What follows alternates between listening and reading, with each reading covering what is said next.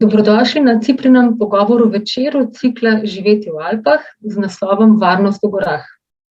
Nocoj sta z nami Borut Peršolja, gornik, inštruktor planinske vzgoje, dolgoletni snovalec domžalskih gorniških večerov, gorniški publicist, avtor številnih člankov o gorah in gorništvu, pisec bloga Razgledi, magister geografskih znanosti, 2 mandata podpredsednik Planinske zveze Slovenije in predsednik Planinskega društva Domžale, danes vodja raziskovalno-dokumentacijskega sektorja Državnega zbora, fotograf, naravovarstvenik, opazovalec in kritični komentator današnjega časa. Z njim pa Iztok Tomazin, vrhunski alpinist z več kot 5000 vzponi, himalajec s 5 preplezanimi 8000-aki, ekstremni smučar, uvoznik prostega plezanja v Slovenijo, alpinistični zmajar, letalec z jadralnimi padali, zdravnik, gorski reševalec z doktoratom iz urgentne medicine, akter mnogih najzahtevnejših stenskih reševanj, sodelavec medicinske komisije Mednarodne zveze gorsko-reševalnih organizacij IKAR Medpam, fotograf, predavatelj in pisatelj. Dobrodošla. Dober večer. Če začnemo kar pri varnosti. Varnost spada med temeljne človekove potrebe in je tudi še kako aktualna vrednota. Zdaj, če pa pogledamo varnost v gorah. V zadnjih 10 letih se je število reševanj praktično vsako leto povečalo za 10%, in samo letošnjega januarja je že bilo 9 nesreč oziroma 41 nesreč in 9 mrtvih. Oprema in tehnologija se skokovito izboljšujeta, kje se nam torej zatika?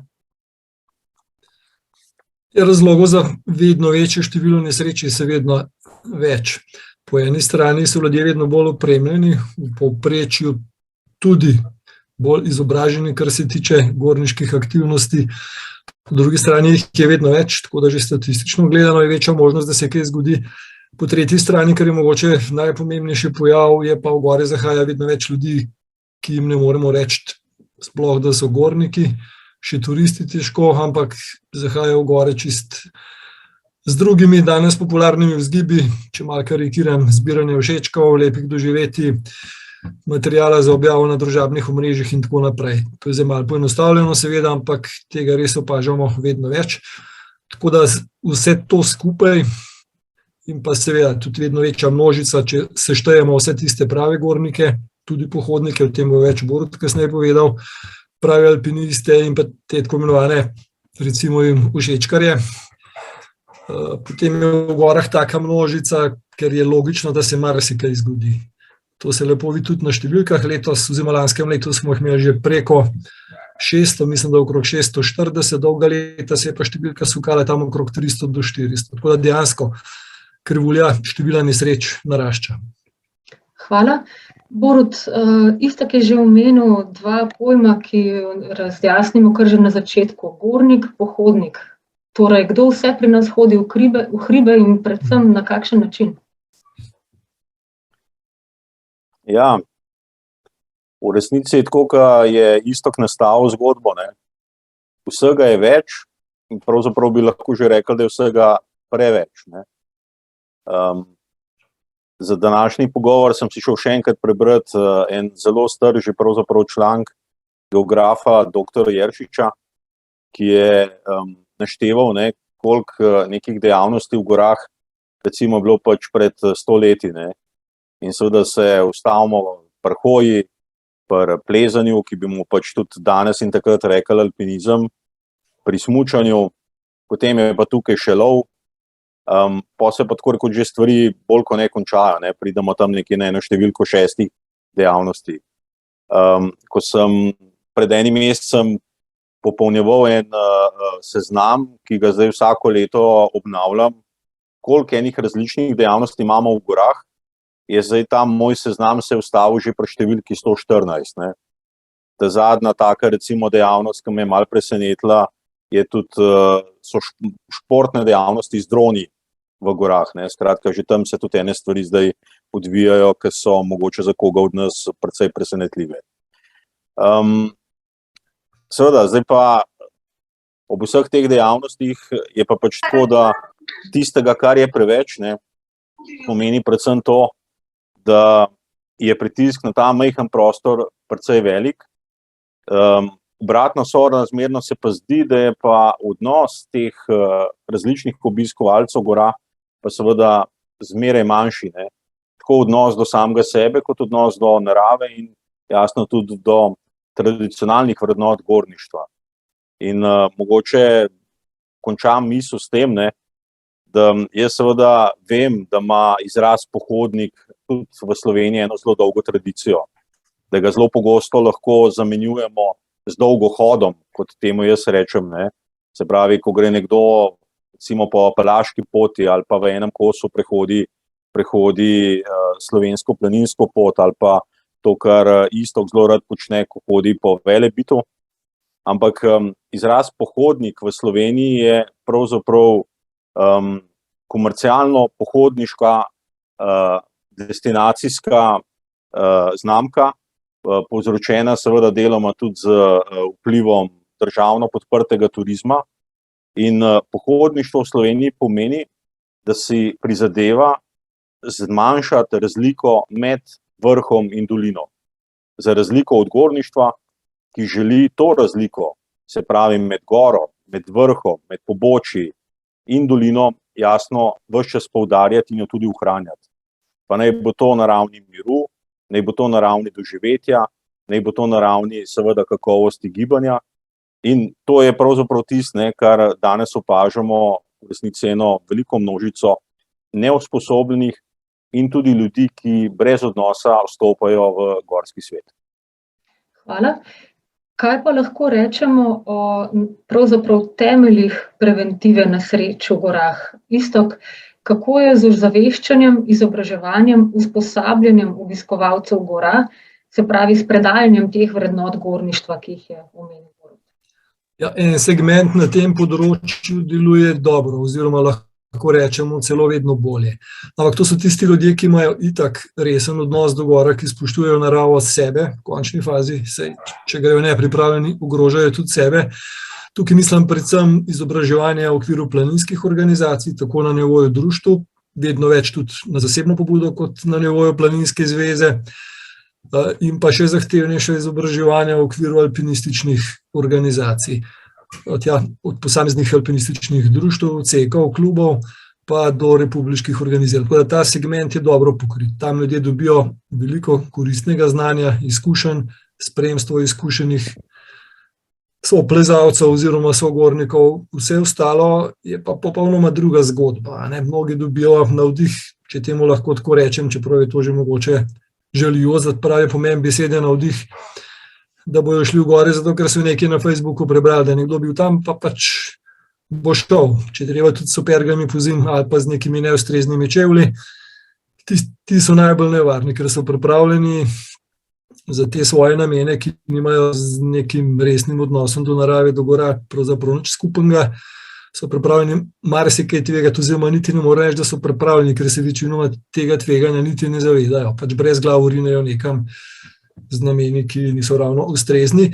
Potem je pa še ena zanimiva skupina, to so pa tisti, ki v nekaterih segmentih svoje obiskovanje gora vzamejo resno, to je pa že malo tako tragikomično včasih, si kupijo dobro ali celo odlično opremo, vrhunsko, in potem na podlagi samozavesti, ki jim je da ta oprema, pa še kakšne druge stvari, ki so jih prebrali, brez ustreznega usposabljanja, brez ustreznih izkušenj, brez ustreznega spremstva, grejo in tudi takim se marsikdaj marsikaj naredi.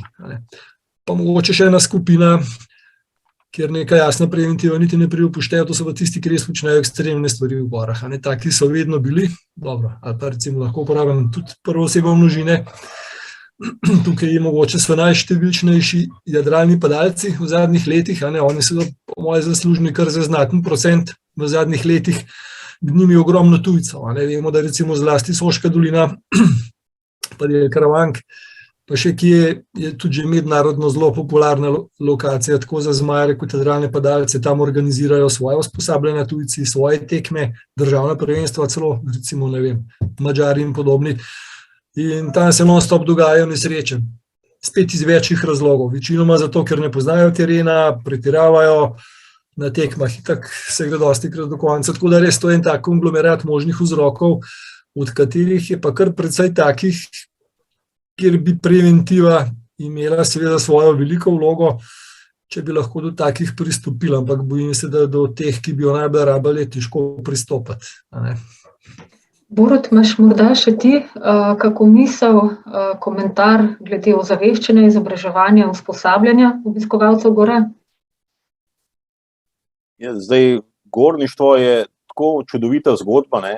In ena njegovih temeljnih lastnosti je pravzaprav ta, da je to izjemno odprt sistem in hkrati tudi izjemno nenadzorovan sistem. Ne? Zdaj, če rečem sistem, pač to pomeni, ne, da če sam številkami povem to, kar je isto, kot resnic že nakazoval. Ne? Se pravi, za slovenske gore usposobljenih ljudi, ne, je recimo gorskih vodnikov 82, vodnikov Planinske zveze nekaj 1600, potem alpinistov, alpinističnih inštruktorjev, tam nekje dobrih 800, in pa seveda 800 gorskih reševalcev, od tega je recimo 600 aktivnih gorskih reševalcev. Se pravi, zdaj tukaj nimam še, bi rekel, iz področja vojske, ne, vojaških enot, potem se pa seveda enega majhnega dela policije, ampak pridemo nekje na številko 3000 usposobljenih ljudi, teh, ki so šli, tako kot je Iztok na začetku rekel, skozi organiziran sistem prenosa znanja izkušenj. In to, kar je pač potrebno potrditi, je, da je seveda ta sistem v planinski organizaciji izjemno star. Lani je recimo minilo 100 let od prvega planinskega učbenika na planine, ki ga jasno Planinska zveza sploh ni obeležila. Ampak to, kar se pa zdaj v zadnjem času dogaja, pa bomo pol še v nadaljevanju rekli, ne, Iztok je bil sicer tukaj optimističen in je rekel, da se mu zdi, da ta del kljub vsemu še vedno dobro deluje, ampak podatki tega žal ne potrjujejo. Bi pa tukaj rad pripeljal noter še eno drugo zgodbo. Ne. Seveda, mi vsi skupaj živimo v tej naši čudoviti Sloveniji. Polovico površja Slovenije je v alpskem svetu. Zelo radi povemo, da so gore in alpska pokrajina del naše identitete, ampak če se ozremo v našo osnovno šolo, če se ozremo v to, kje naši otroci ali pa na kakšen način v šolskem sistemu dobijo prva znanja, ker je popolnoma jasno, da se bomo prej, ko slej znajdali v hribih, ne?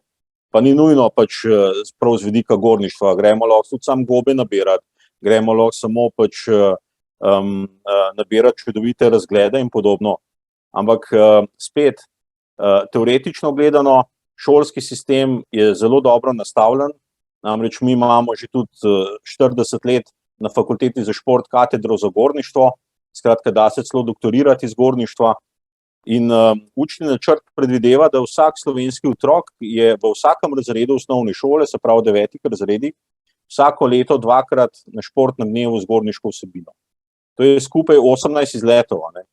In z Istokom seveda veva, da to je že lahko nek čudovit nabor izkušenj, če bi seveda te izleti dobro funkcionirali, ne? In če bi to se stopnjevalo po zahtevnosti, ampak ne, ta sistem v resnici ne deluje. Ne? Se pravi, teorija je čudovita, učni načrt je zelo dobro podprt, ampak ustavi se že pri usposobljenih učiteljih in tako naprej. Ne? Tako da, ja, ne, dejavniki tveganja v slovenskih gorah, ki se jim bomo zdaj pač počasi verjetno približali, ne, v prvi vrsti seveda izhajajo tudi iz naše slovenske pokrajine, iz obiskovalcev in pa jasno iz gorniške infrastrukture. Ne.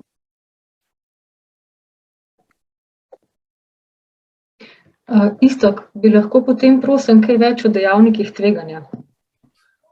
Ja, začel bom z eno mogoče malo provokativno mislijo, ampak gore v bistvu niso nevarne, ne? Same po sebi.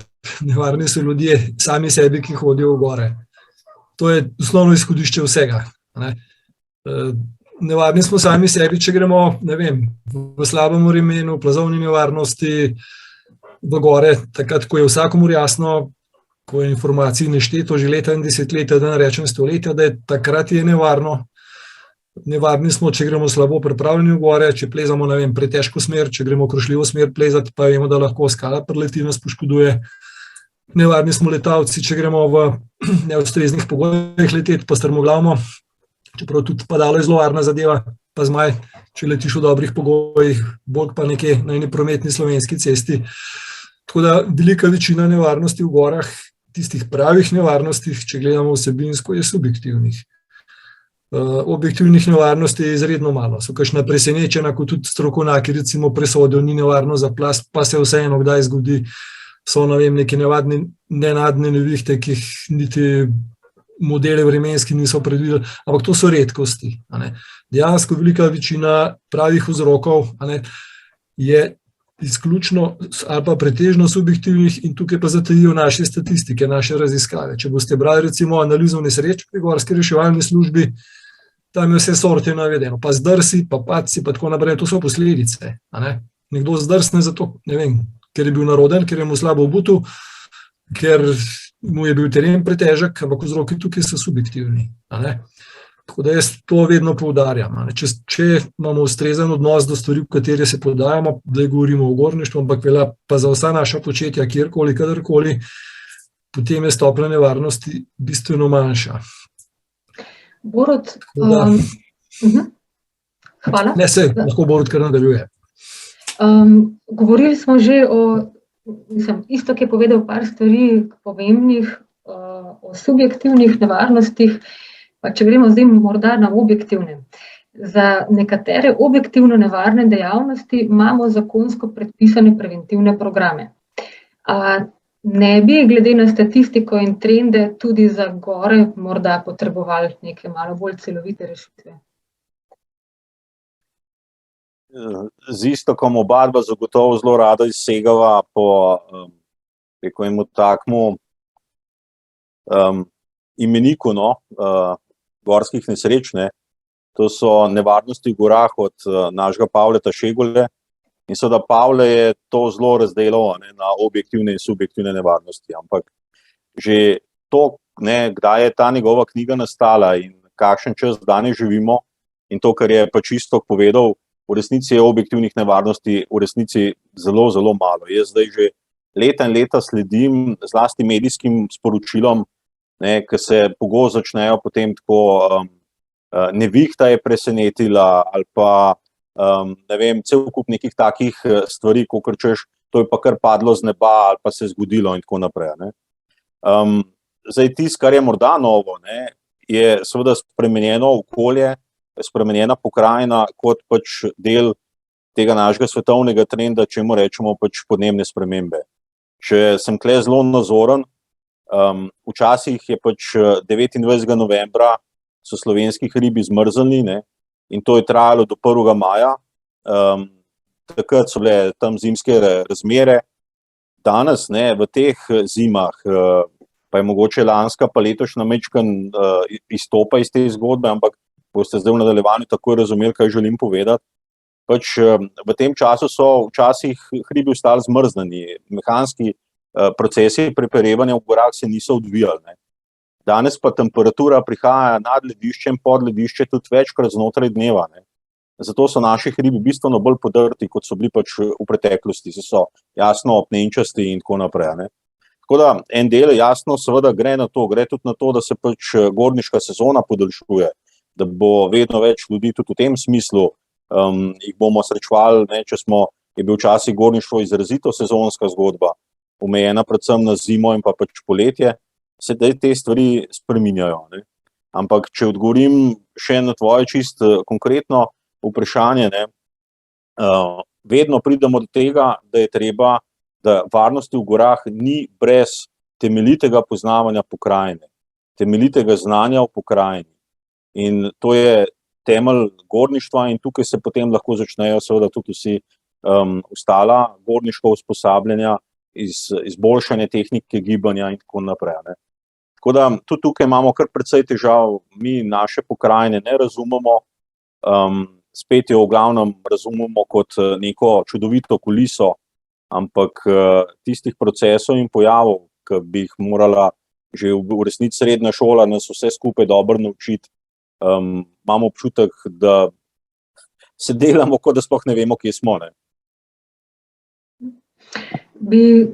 Jaz bi tukaj Boruta dopolnil. On je rekel, da res ne poznamo narave ne poznamo, okolja oziroma nasplošno, enako ali pa še skoraj bolj pomembno, se mi zdi, večinoma ljudje ne poznajo samih sebe. Pa v katerem koli nivoju govorim. Od telesenega, kje so imajo njihovi zmogljivosti, mi imamo kup gorskih reševanj, kjer ljudje obnemorejo in se ne zanašajo na to, da so turo naštudirali, da se zavedajo, koliko imajo kondicije, poenostavljeno povedano, koliko traja, ali imajo dovolj hrane, vode, ampak se zanašajo na prenosni telefon, pa na eno številko, ki jo vsi poznamo. To je večinoma za mnoge dostikrat edini plan ture ali pa vzpona. Če ne bo šlo, imamo plan B, ker smo pa mi gorski reševalci. Govorim zdaj najprej o telesnih sposobnostih. Še mnogo manj poznajo ljudje svoje psihične sposobnosti. Kako bojo reagirali ob nesreči, kako bojo reagirali ob nenadnem, recimo temu presenečenju, nenadnem nevihti, poslabšanju vremena, večjemu mrazu, vetru, za katerega so se pripravili in tako naprej. Tako da to se mi zdi enako pomemben segment nepoznavanja kot enega temeljnih vzrokov ali pa mehanizmov, da se tudi dogajajo nesreče. Nepoznavanje sebe, mogoče se mi zdi še vse to v bistvu nepoznavanje tega, kar je Borut govoril, izvira pravzaprav primarno iz nepoznavanja sebe, svojega znanja, svojih kapacitet takih in drugačnih. Bi poleg omenjenega plana B morda potrebovali tudi še kakšen drugačen plan, naprimer nacionalni načrt varnosti v gorah? Ja, zdaj si. Kar izvoli, Borut. Ja, pač jaz zelo dobro poznam Iztokova prizadevanja, ki so zdaj verjetno že 30 dolga, jasno, predvsem na področju helikopterske nujne medicinske pomoči in vsega, kar je pač povezano z drugimi rečmi. Jaz pa seveda delujem na področju usposabljanja gorniškega kot vodnik, kot inštruktor, kot pisec in tako naprej. In se seveda tudi zavedam, da je to vedno nedokončan proces, da to tle stvari nikoli niso končane. Ampak ko sem imel eno pravzaprav ob številnih jasno nesrečah prijateljev, znancev, ljudi takih in drugačnih doma in po svetu, sem pa leta 2010 imel eno zelo osebno pravzaprav izkušnjo, namreč moj neposredni sosed, živim v bloku, se je ponesrečil na vrhu Triglava in to na tak precej smotan način, namreč s sinom sta bila izjemno dobro usposobljena, opremljena, prišla čez plemenice na Triglav, se je začela spuščati iz Triglava proti Krederci in na tistem drobnem koščku prehoda iz velikega Triglava na mali Triglav je v tistem čudovitem poletnem dnevu, ko je Triglav se šibil pod velikim številom obiskovalcev gora, ga je nekdo za nahrbtnikom enostavno butnil in je strmoglavo na stran proti Pleniki Dolme. Tako da to je bilo nekaj zame pravzaprav precej ob vseh, se pravim, smrtih že prej in usposabljanju in tako naprej. En dodaten moment, da sem se takrat začel lotevati nacionalnega programa varnosti v gorah, ga vrgel na papir, takrat sem bil še vedno tudi podpredsednik Planinske zveze Slovenije in ga potem skupaj z tem, da smo po tistem, ko je Gorska reševalna zveza se odcepila od Planinske zveze, prvič podpisali dogovor o sodelovanju med Planinsko zvezo in GRZS, zato ker je kar nekaj let prišlo do tega, da tega prenosa znanja, izkušenj. Iztok se bo še spomnil, da smo včasih pač na Planinski zvezi vsi sedeli za isto mizo, analizirali posamezne nesreče, bili tam zraven od vodnikov, alpinistov, inštruktorjev, tisti, ki smo se ukvarjali z mladimi, markacisti in tako naprej. No, kar naenkrat pač tega prenosa v resnici več ni bilo. No, in potem, ko smo naredili pač dogovor o sodelovanju med obema zvezama, sem jaz potem ustanovil še odbor Gore in varnost, tudi zaradi tega, ker se mi je del to izjemno pomembno in potem obudil tudi posvet Gore in varnost. No, in na enem prvih posvetov sem jaz potem ta osnutek nacionalnega programa varnosti v gorah tudi tam predstavil.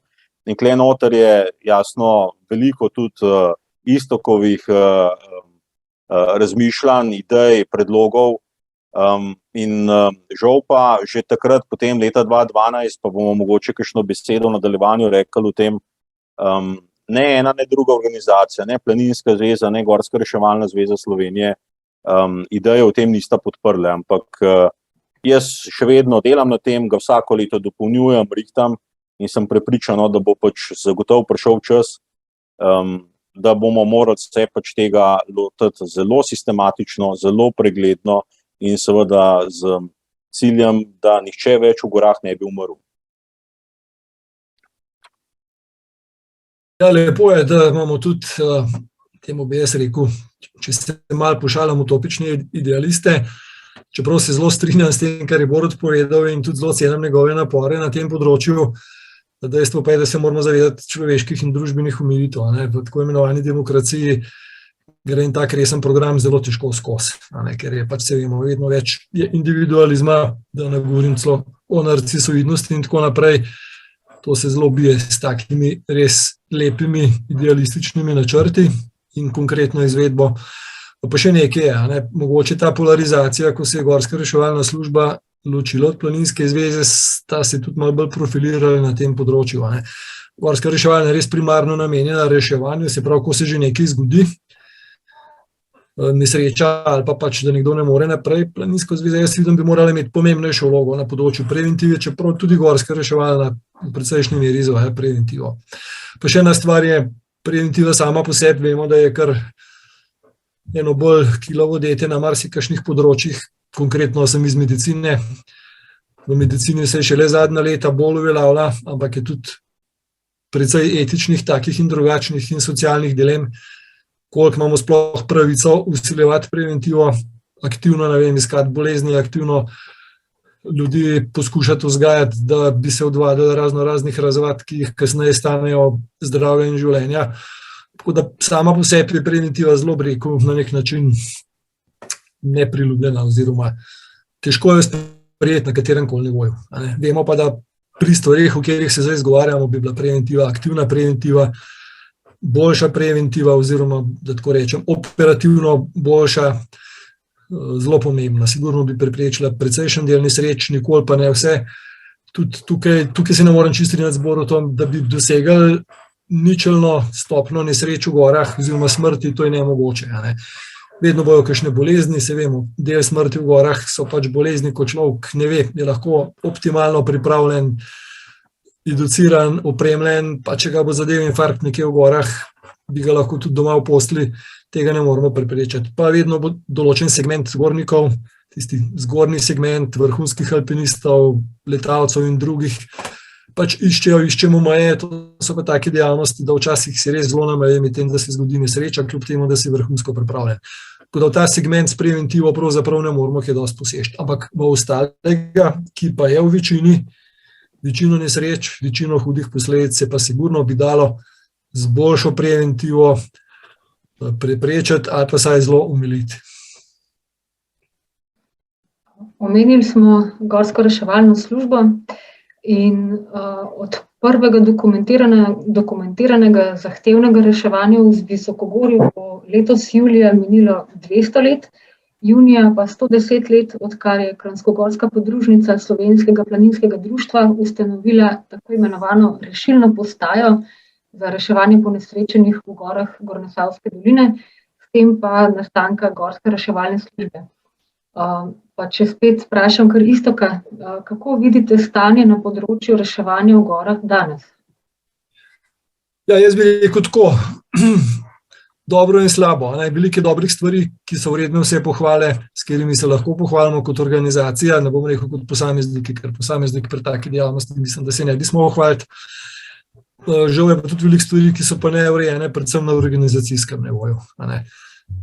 Ve se točno, jaz sem v končni fazi delal doktorat iz te teme, ve se, kje zaostajamo za mednarodnimi kriteriji pa standardi, predvsem na področju helikopterskega reševanja. Tukaj, na žalost, ima veliko odgovornost politika, ki blokira prepotrebne spremembe oziroma tako kot v vseh ostalih družbenih segmentih, bolj bi rekel politično-kapitalske naveze, ki pač vsaka svoj vrtiček ščitijo in preprečujejo, da bi se recimo gorsko reševanje razvilo res na optimalni nivo, tako je samo, lahko rečem, dobro ali pa zelo dobro, namesto da bi bilo odlično v Sloveniji, zdaj govorim. Tako da veliko je še izzivov. Recimo, še zmeraj smo relativno počasni pri dostopu do ponesrečenca, vemo pa, da čas lahko pomeni preživetje, ker smo ogromne korake naprej naredili, še vedno pa nismo na nivoju najboljših. Na nivoju najboljših smo pa pri medicinski oskrbi, recimo, to je pa področje, ki mene še bolj zanima kot organizacijsko. Tudi to sem recimo raziskoval, kar se tiče same medicinske oskrbe, pri nas je enaka ali pa celo v nekih segmentih boljša, kot jo recimo dobijo ponesrečenci ali pa bolniki v drugih evropskih gorah. Tako da pravim, zmerno smo lahko zadovoljni, dalo bi se pa marsikaj izboljšati, še vedno si prizadevamo. Ne premaknejo se pa te ključne stvari. Ena od pomembnih stvari, ki bi jo bilo za izpostaviti, je tukaj precejšnja pasivnost, nažalost, Ministrstva za zdravje, ki bi morali imeti tukaj vodilno vlogo, pa sta nažalost oba ostala resorja, notranje ministrstvo in pa vojska, ki imata v lasti helikopterje precej močnejša in v marsičem postavljata pogoje, ki niso ravno na nivoju medicinskih potreb. Ampak dobro, ne bi šli preveč v detalje. So še možnosti izboljšave. Če pogledamo, da se delež reševanja s helikopterjem praktično vsakoletno povečuje, da vsako helikoptersko reševanje spremlja tudi ekipa klasičnih reševalcev in da z enim klicem praktično aktiviramo, če se ne motim, okrog 15 oseb in da je takšnih reševanj lahko tudi več na dan. Kakšne so pravzaprav torej obremenitve reševalcev in kako je z njihovo varnostjo?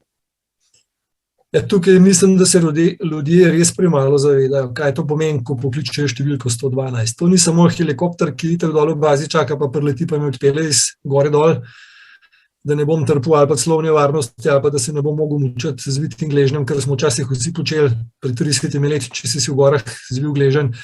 Prvič ni bilo telefona, da bi poklical, drugič nobenemu alpinistu na pamet ni padlo, da bi klical reševalce, ampak je magar po kolenih prišel dol.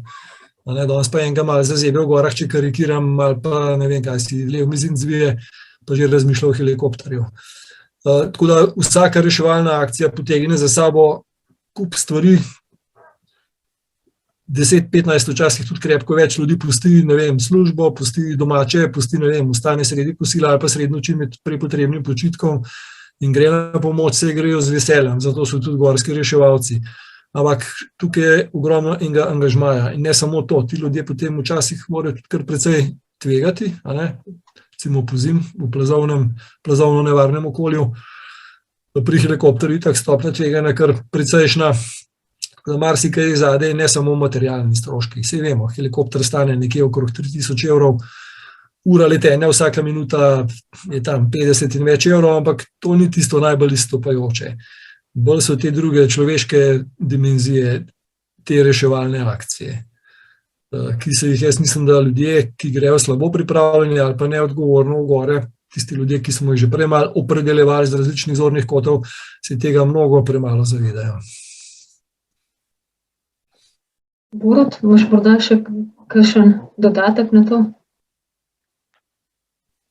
Zagotovo z Iztokom nikoli nočeva prav veliko operirati z raznimi vrednotenji in tako naprej, ampak pač svet je tak, da je treba tudi s takimi rečmi včasih operirati. Ne.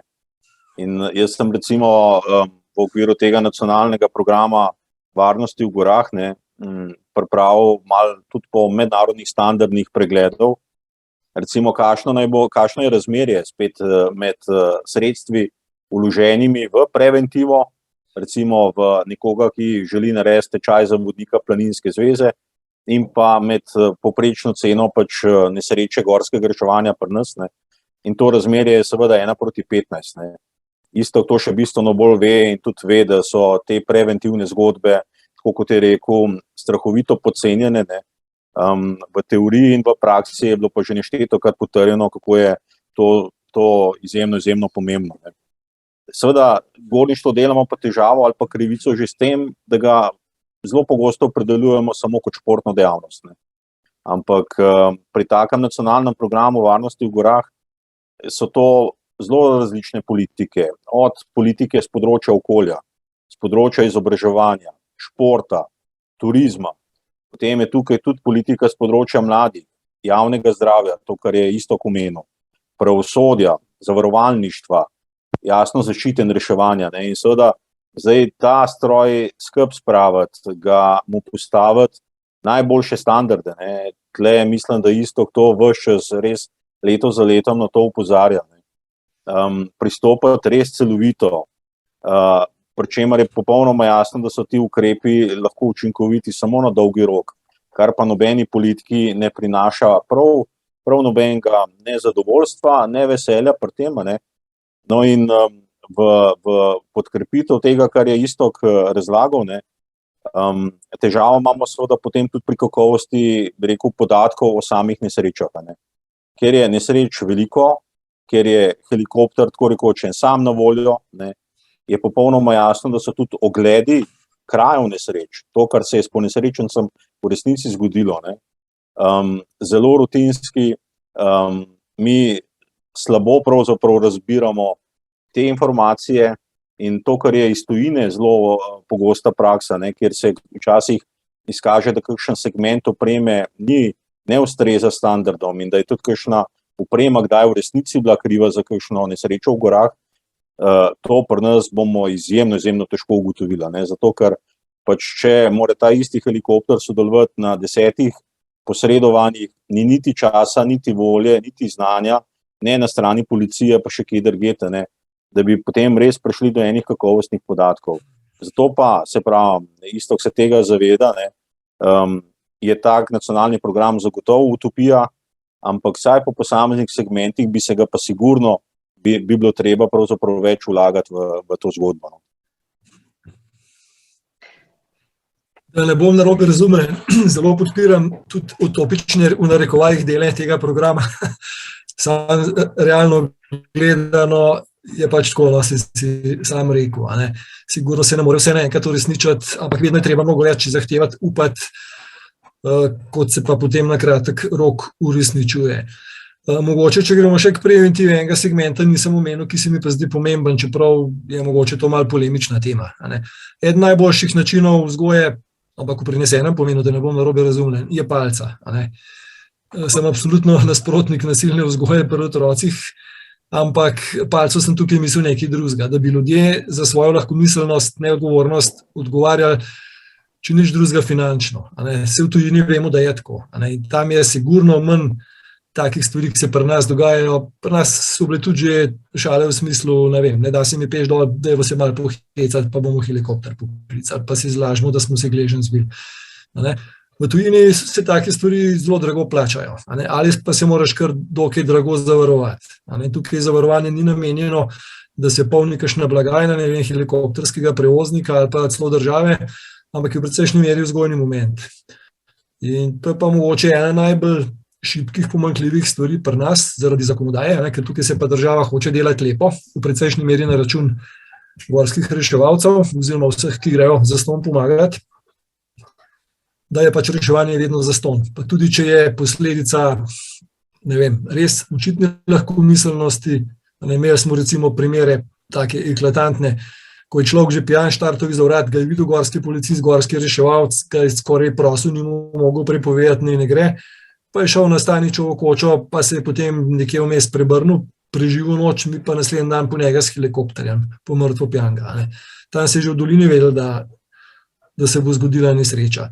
Ali pa še hujši primer, mogoče Borut ga pozna, ko se je nekdo napil na Krederci, skregal s prijatelji, šel na Triglav, vsi preplašeni so potem poklicali reševalce, ki so prišli z moje strani peš, on je, ko so se mu bližali, na nje metal kamne, recimo, jih je direktno ogrožal. Mislim, ne moraš verjeti. In zelo, zelo redko, tudi če taka stvar pride na sodišče, izjemno redko, bil sem že večkrat kot izvedenec tam oziroma priča, izjemno redko se zgodi, da tudi taki, bi rekel, 100% očitni primeri dobijo kakšno kazen ali pa nek vzgojen moment. Kako naj potem, ne vem, te stvari v takih najbolj očitnih segmentih urejamo. Tukaj je Slovenija zelo šibka. In tudi namenoma se ne sprejme zakonodaje, deloma tudi zaradi tega, da lahko ti državni organi pač svoje vrtičke naprej gojijo, ker če bi bila zakonodaja na tem področju urejena, pa če bi se vključili zavarovalnice, bi se zelo hitro zgodilo, da policija pa vojska ne bi več ustrezala kriterijem. tako, spet malo poenostavljeno. Skratka, kup stvari je, ki imajo tudi druga politična, kapitalska in ne vem kakšna vrtičkarska ozadja. In tudi zato je napredek na tem področju prepočasen, za moj pogled pa verjamem, da tudi za Borutovga, se pa v posameznih segmentih vendarle kdaj kaj premakne. Ja, leta 2013 je celo Uprava za zaščito in reševanje pripravila uredbo, s katero bi se uredilo predvsem malomarnost pa objestnost. Jaz sem takrat tudi sodeloval v tej pripravi in načeloma jasno, sploh ni nobene, mislim, se to mora samo podpreti. Težava je nastala samo pri tem, ko je država to želela narediti samo za gore in samo pač za pešhodce. Ni jih zanimalo nobeno kolesarstvo, nobeno jamarstvo, tudi nobeno padalstvo in podobnih stvari. No in takrat sem jaz pol predlagal, da imamo jasno se ozreti po alpskem svetu in narediti tako, kot je posod v tujini, to, kar je Iztok opozoril. Se pravi, nikjer ni reševanje ne samo zastonj, ampak na lastne stroške reševalcev narejeno, tako kot je v Sloveniji. Tle pa moram priznati, da me je takrat tudi odziv mojih kolegov v vodstvu Planinske zveze presenetil. Jaz sem prepričan, mi smo takrat tudi pridobili prve ponudbe domačih in tujih zavarovalnic in Planinska zveza bi seveda pridobila na članstvu v trenutku, ker bi bilo to zavarovanje za njeno članstvo daleč najcenejše, ker bi bila seveda masa ljudi tista, ki bi znižala premijo, ampak popolnoma neracionalni razlogi, se pravi tudi na strani civilne družbe, tiste, ki bi se morala zavedati, kaj je kakovostna množičnost, tista, ki bi se morala tudi zavedati, da mora kdaj izstopati svoje zdruštvene zgodbe, ampak imeti tukaj pred sabo blaginjo vseh prebivalcev in prebivalk Slovenije, kamor jasno štejem, predvsem reševalce, se to žal ni zgodilo. Ampak lani jesen je potem minister za obrambo to celo napovedal, ampak se spet potem, v bistvu ne lani jeseni, že eno leto prej, se pravi, zdaj bo že dobro leto pa pol od takrat, ampak tudi zdaj v teh novih programih političnih strank ni to vrstne zgodbe, ker pač gore so pri nas lepe, čudovite, ustvarili smo mit Triglava, ustvarili smo mit pač gorništva, ki je strahovito taka identifikacijska vloga. S tem smo pa v bistvu razkrojili prav ta ugled, pa ta trezen, realen pogled na goro. To, kar zdaj skušava v bistvu z Istokom povedati, da vsakič, ko se odpraviš tja, greš v realen svet, ne greš v virtualen svet, greš v svet, ki je zahteven, ki zahteva tvojo kakovostno pripravo, ki terja v tebe napore. Medijska podoba slovenskih gora, ki jo seveda še dodatno dopolnjuje pač vsa ta turistična industrija in kot rečeno seveda tudi izgled politike, kakšen pač ima na slovenske gore. Tako da.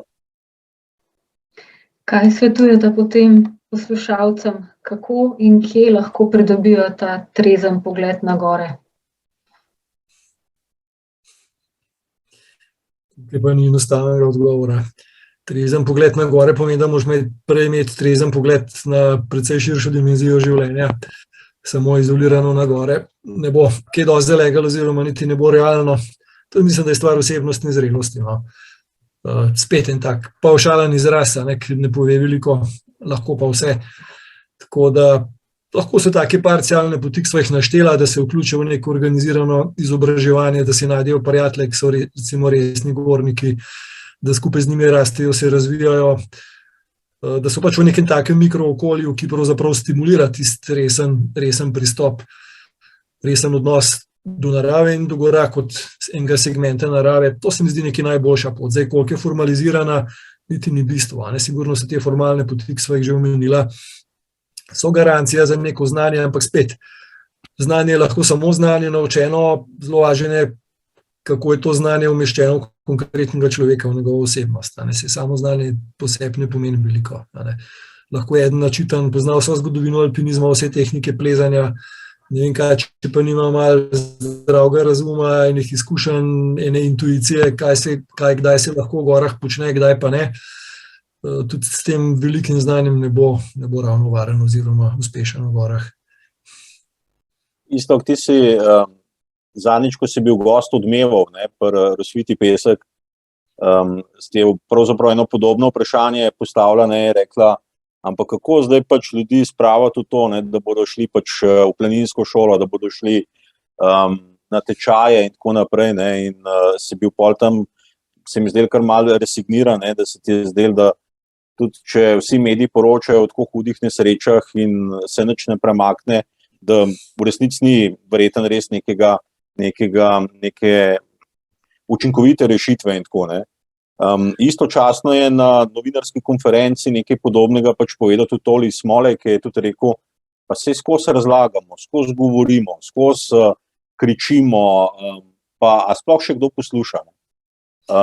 Jaz priznam, da sem se tudi tukaj mal, jaz to popolnoma razumem, in na eni strani vidim tukaj tudi en kanček mal te nemoči noter, ampak in je zanimivo, kaj sociologi pravijo, da zakaj se nekatere družbe na nevarnost odzivamo drugače, ene pa tako pišmeuhovsko, pač ja, takrat, ko se to zgodi, vsi v tem razpravljamo, mediji so polni tega, ampak v resnici se nič ne zgodi. Zdaj, en del, rekel, te stroke to razlaga tudi za tem zgodovinskim spominom, ki ga imamo v sebi, in da so pač hude tragedije skozi številne vojne in skozi številna, rekel, zgodovinska dogajanja pač pustile posledice, ampak navajajo hkrati, da pa Slovenci žal nismo med temi, ki bi imeli za to vrstna dogajanja pač dober zgodovinski spomin. In ja, zdaj, če odgovorim pač na tvoje vprašanje, Katarina, definitivno je seveda najkrajša pot skozi urejen sistem usposabljanja, najdaljša pot je pa seveda s hojo in s plezanjem. In pač treba res delati to postopoma, treba je delati to pač počasi, ampak hkrati pa to treba delati ves čas. In potem pač prideš do tega malo trapazga mota, da je to gorništvo lahko samo način življenja. Zdaj pa seveda tisti, ki pa tega ali nimajo časa, nimajo volje, da bi se tako celovito tega lotevali, potem naj pač, tako kot so navajeni v dolini, to storitev kupijo.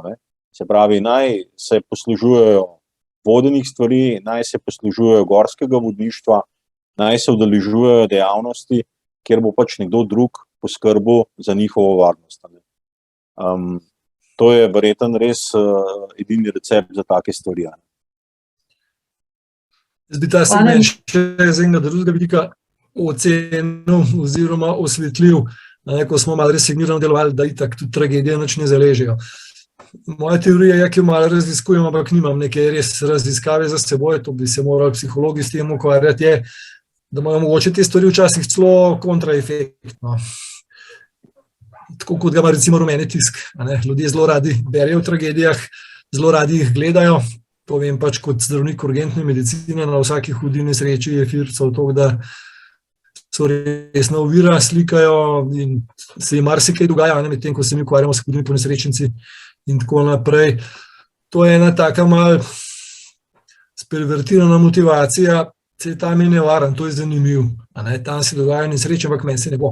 Gremo malo izzivati, oziroma malo raziskovati svoje meje, sama razlika je, svoje meje raziskuje vrhunski alpinist, ki ima za seboj 10, 20, 30 let resnega usposabljanja, izkušenj postopne rasti, ali to nekdo, ki je, ne vem, včeraj kolesaril, jutri bo šel plavati prek Blejskega jezera, pojutrišnjem bo šel pa še malo na Triglav, ki še dober selfie posnet. Tako da nekaj, to bi bila stvar za zanimivo raziskavo. To se zdi malo nelogično, ampak tukaj je tudi malo te manire rumenega tiska stvari, ki so nevarne, ki so prepovedane, so bile od nekdaj vabljive, ampak spet, kako se to lotiti. Jaz sem zelo rad, pa še vedno počne stvari, tudi take, ki so prepovedane, če so etično sprejemljive. V otroštvu je bilo tega pri vsakem še toliko več in tukaj je res potem nekega enotnega pristopa, kako bomo s preventivo ali pa s PR-jem pristopali, da bomo kaj boljši odziv dosegali, da bi ljudje bolj resno jemali ta svet. Jaz niti nisem prepričan, da obstaja. Tukaj je res treba z različnimi načini naslavljati različne skupine, vsaj te osnovne skupine ljudi. Itak je pa eno mojih osnovnih vodil, da za gore mislim, da sploh ne smeli kakšne posebne reklame delati. V gori ne grejo tisti, ki jih gore pokličejo ali privabijo brez neke reklame, brez oglasov turističnih agencij, to se ne bo nikoli zgodilo, ampak za mene je to edina prava motivacija. Tole se mi dal za eno res, se upravičujem, Katarina, ki ti jemljem malo voditeljske vloge, pa ti jo bom takoj vrnil, ampak si dal res odlično izhodišče, ne glede na to, da tudi jaz imam zadrego do odnosov z javnostmi, do tistega političnega PR-ja, ampak kljub vsemu mislim, da to so in inštrumenti, ker oba dva pač prihajava in iz strokovnih in znanstvenih voda, kjer verjameva v znanje, kjer verjameva pač tudi v ta način delovanja s človekom, ker to, kar si rekel, seveda preventiva ima celo kup etičnih problemov, ampak ja, z definicijo različnih ciljnih skupin, z različnimi komunikacijskimi orodji se sigurno bi dalo en del te javnosti speljati, ampak v prvi vrsti pa ja, nehajmo z ogluševanjem, nehajmo, da je treba v še taki bizarni reklami imeti zadaj, ne vem, fotografijo Velike planine ali pa Zelenice ali pa Triglava. Dajmo res prenehati izrabljati to našo čudovito podobo gora, ampak se bojim, da kle so stvari seveda šle čist res izvajati, in da nam seveda tudi preobilje raznih fotografov pri tem nič ne pomaga k tej rešitvi.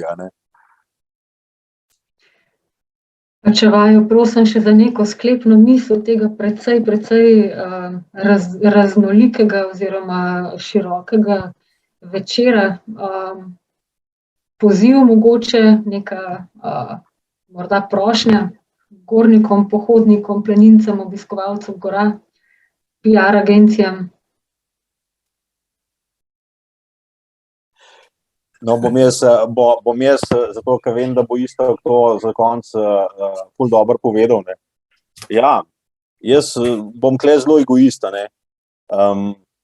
Jaz v teh naših gorah v zadnjih letih sploh ne počutim več domače. Zelo pogosto imam pravzaprav občutek, da sem v nekem svetu, ki ni več moj. Čeprav ga po vrednotah, po načinu življenja doživljam leto za letom, dan za dnem in tako naprej.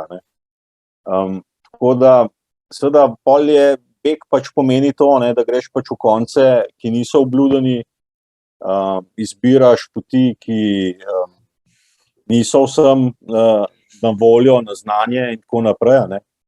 In v resnici bežiš pred človekom, namesto da bi tega človeka, ker sem kljub vsemu vodnik, inštruktor, in vse svoje življenje poskušam ljudem odpirati gore, jim odpirati pot in pokazati, kaj vse lahko v hribih se naučimo, zakaj so hribi pomembni, da lahko tudi v dolini normalno živimo, da smo lahko boljši ljudje, da znamo razumeti sami sebe in odnose z svojo partnerko, z mojimi otroci, ženo in tako naprej.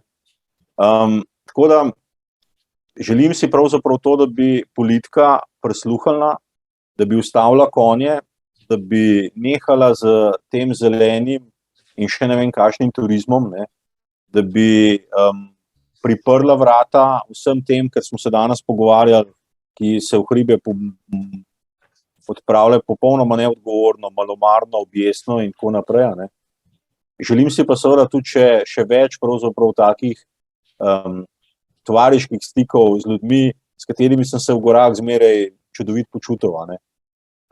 Marsikoga od njih pa tudi pogrešam, ker je pač v gorah ostal in smrt v gorah niti malo ni lepa. Tako da upam, da se vidimo čim prej v hribih.